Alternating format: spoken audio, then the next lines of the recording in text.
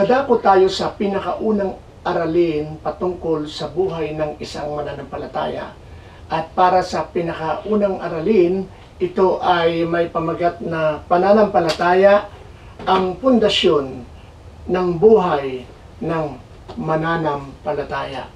Ang ating pong key verse ay doon masusumpungan sa Hebrew chapter 11 verse 1. Sinasabi, ang pananampalataya ay katiyakan sa mga bagay na inaasahan at paninindigan sa mga bagay na hindi nakikita. Ang pananampalataya ang nasa puso ng ating paglakad kasama ang Diyos. Kung wala ito, hindi natin masisimulan ang paglalakbay. Hindi tayo lalago sa Espiritu at hindi natin matutupad ang layunin ng Diyos sa ating buhay.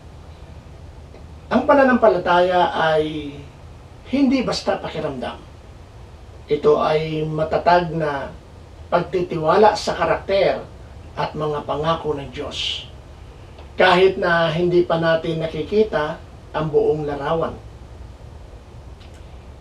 Ang kahulugan ng pananampalataya masusumpungan sa Hebrew chapter 11 verses 1 to 3.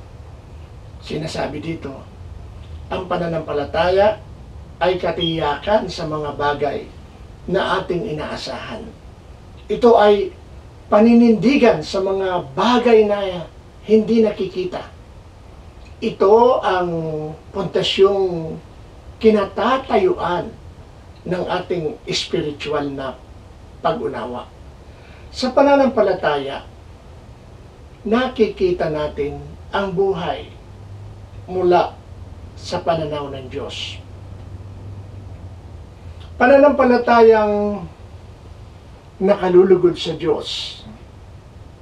Ito ay makikita sa Hebrew chapter 11 verse 6. Kung walang pananampalataya, hindi maaaring kalugdan ng Diyos. Ang pananampalataya ay naniniwala na ang Diyos ay umiiral at ginagantipalaan niya ang mga masigasig na humahanap sa Kanya. Hindi sapat ang paniniwalang intelektual. Dapat tayong magtiwala sa Kanya ng personal at nagpapatuloy. Pananampalataya bilang pundasyon ng buhay Kristiyano, matatagpuan ito sa Romans chapter 1 verse 17. Sinasabi dito, ang matuwid ay mabubuhay sa pamamagitan ng pananampalataya. Ang pananampalataya ay hindi isang beses na hakbang, kundi isang araw-araw na paglakad. Nagsisimula sa pananampalataya ang buhay Kristiyano at nagpapatuloy rin sa pananampalataya mula simula hanggang wakas.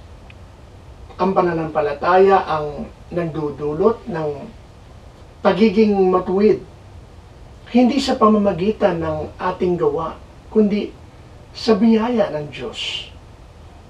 Mamuhay sa pananampalataya hindi ayon sa nakikita. Ito ang sinabi sa 2 Corinthians chapter 5 verse 7.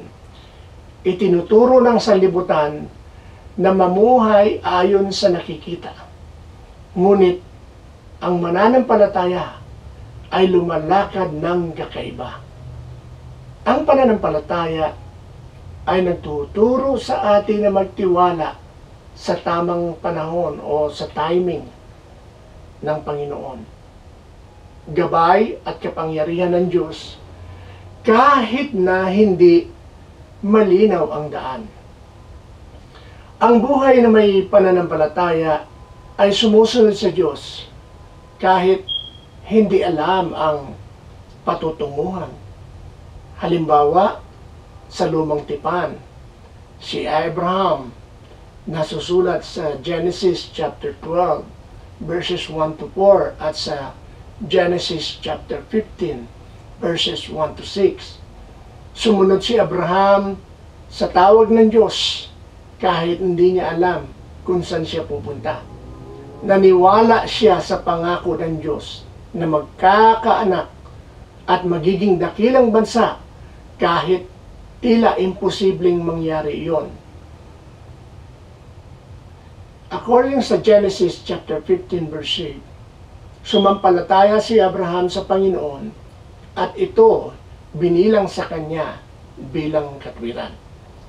Ipinapakita sa atin ng pananampalataya ni Abraham na ang tunay na pananampalataya ay masunurin, matyaga, at ginagantimpalaan.